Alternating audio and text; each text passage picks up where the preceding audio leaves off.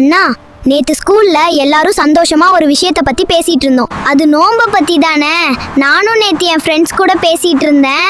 ரமலான் மாதம் நம்மள நெருங்குது நினைச்சாலே ரொம்ப சந்தோஷமா இருக்கு. என் ஃப்ரெண்டு ஆயிஷா என்கிட்ட சண்டை போட்டிருந்தா. அவன் நேத்து என்கிட்ட சலாம் சொல்லி பேசிட்டா. ரமலான் மாதம் எல்லாரும் ஒருத்தருக்கு ஒருத்தர் அன்பா இருந்தாதான் அல்லாவும் நம்ம மேல அன்பா இருப்பான்னு அவங்க அம்மா சொன்னாங்களாம். எங்க கிளாஸ்ல சண்டை போட்டுட்டு இருந்த 2-3 ஃப்ரெண்ட்ஸ் எல்லாம் பேசிட்டாங்க.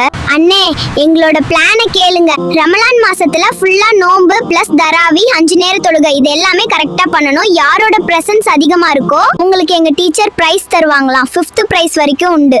அப்புறம் குரானை ஃபுல்லா யாரு ஓதி முடிக்கிறாங்களோ அவங்களுக்கு ஸ்பெஷல் கிஃப்ட்டும் தருவாங்களாம். மாஷா அல்லாஹ். நானும் என் ஃப்ரெண்ட்ஸ் எல்லாம் சேர்ந்து வீட்ல தரக்கூடிய பாக்கெட் மணில இல்லாதவங்களுக்கு ஜக்காத் கொடுக்கணும் பிளான் பண்ணிருக்கோம் இன்ஷா அல்லாஹ். அதே மாதிரி நாங்க டீமா பணம் கலெக்ட் பண்ணி பள்ளிவாசல்ல ஒரு நாள் இஃப்தார் வைக்க போறோம். அப்புறம் நாங்க தராவி தொழுகை நடக்கும்போது பெரியவங்களை தொந்தரவு செய்யாம அவங்க கூட சேர்ந்து தொழலான்னு முடிவு பண்ணிருக்கோம் இன்ஷா அல்லாஹ்.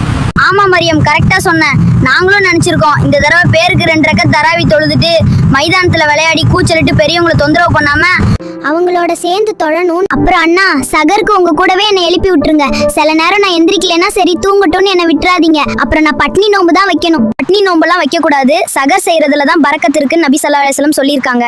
அதனால இன்ஷா அல்லாஹ் கண்டிப்பா எழுப்புவேன். இன்ஷா அல்லாஹ் நம்ம நினைக்கிற அமல்களை எல்லாம் கரெக்டா செய்யறதுக்கு அல்லாஹ் நமக்கு உதவி செய்யட்டும். எங்களோட இந்த ரமலான் ப்ரீ